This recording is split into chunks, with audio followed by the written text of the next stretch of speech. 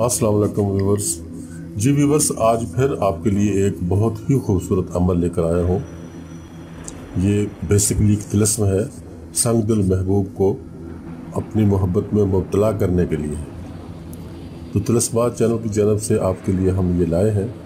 तो मुझे यकीन है कि आपने हमारे इस चैनल को सब्सक्राइब कर लिया होगा, और अगर अभी तक नहीं किया तो प्लीज़ अभी सब्सक्राइब करें। तो चलते हैं वीडियो की जानिब।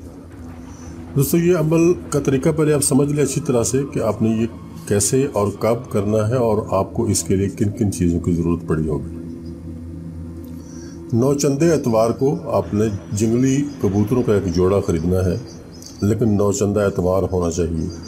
यानी इस्लामी महीने का जब शुरू में पहला एतवार आएगा उसको नौचंदा एतवार कहेंगे। उस नौचंदे एतवार को आपने ये जोड़ा कबूतरों का ख़रीदना है, जंगली कबूतरों का, जिसको लट्ठा कबूतर भी कहा जाता है।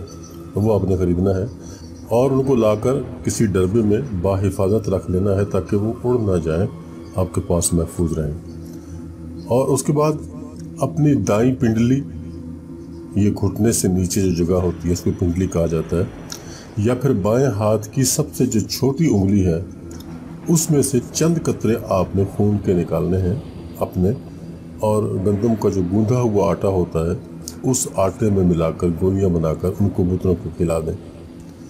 अगर ऐसा करना आपके लिए मुमकिन ना हो तो फिर चंद दाने गंदम के या चंद दाने चावल के, उनके ऊपर अपना यही छोटी उंगली का खून निकाल कर उनको तर करें और उन कबूतरों को खिला दें।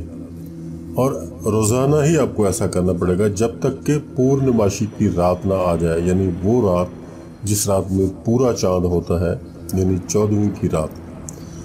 अब तरीक़ाकार ऐसे होगा कि अब महीने के शुरू में पहले इतवार को आपने जो कबूतर ख़रीदे और उसके बाद 6-7 दिन या 8 दिन आपने ये काम करना है। उनको वो आटा या चावल या गंदम अपना खून डाल के उसको खिलानी है। दाईं पिंडली का खून निकालना है या फिर बाएं हाथ की सबसे छोटी उंगली के चंद कतरे।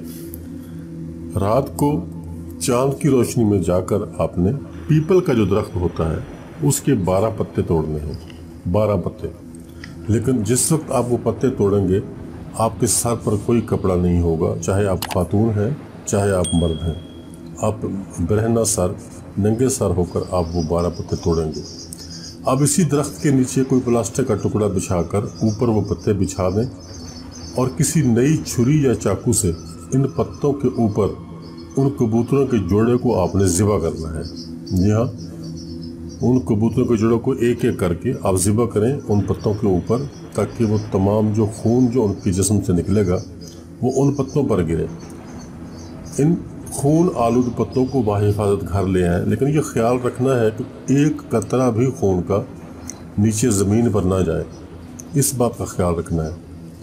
वाज़ेह रहे कि जोड़ा कबूतरों को ज़िबा करने के बाद छुरी से गड़ा खोदकर उन कबूतरों को आपने दफन कर देना है। उसी दरख्त के नीचे जहाँ वो दरख्त की जड़ें हैं वहाँ आप उसी छुरी से गड़ा खोदेंगे। गड़ा खोदने के बाद उन कबूतरों को आपने वहाँ दफन कर देना है। और ये सब काम आपने बिल्कुल खामोशी से करना है, कोई भी आपका राजदार इस काम में नहीं होना चाहिए।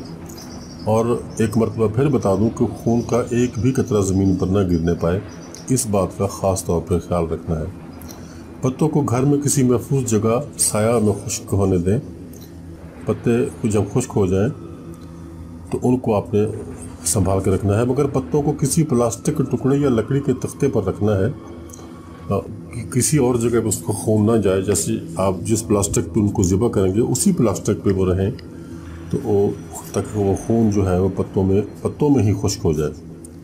बराह रास्त ज़मीन पर उन पत्तों को बिल्कुल ना रखें। जब दोबारा पूर्णमासी की रात है, यानी एक महीने के बाद, तो उस वक्त आपका ये अमल होगा। ये जो मैं आपको चीज़ें बता चुका हूँ ये सब आपके पास पहले तैयार होनी चाहिए। जब दोबारा चांद की पूरी रात आए तो आप किसी अलग जगह चांद की रोशनी में शुमाल की तरफ मुंह करके किसी ठीकरे में पत्तों को रख कर जलाएँ। यानी मिट्टी का कोई टूटा हुआ बर्तन जैसे होता है उसका नीचा वाला हिस्सा जो होता है, कोई घड़ा टूटा हुआ आपको मिल जाए तो उसके अंदर भी आप ये काम कर सकते हैं। जब तक पत्ते जलते रहें खुद पास बैठकर इस मंत्र का आपने जाप करना है, जो कि अभी मैं आपको बताने वाला हूँ। यहाँ तक कि सब पत्ते जलकर खाकिस्तर हो जाएं अब तमाम राख चांदी की डिबिया में आपने महफूज करना है। चांदी की डिबिया में चुटकी भर जिसके सर पर भी आप डाल देंगे वो आपकी मोहब्बत में मुब्तला हो जाएगा। ये इसका मुकम्मल तरीका मैंने आपको बता दिया है। अब बाकी जो आपको बताने वाली बात है वो है मंत्र। वो मंत्र ये है, ये मैं लिख कर भी आपको दे दूंगा।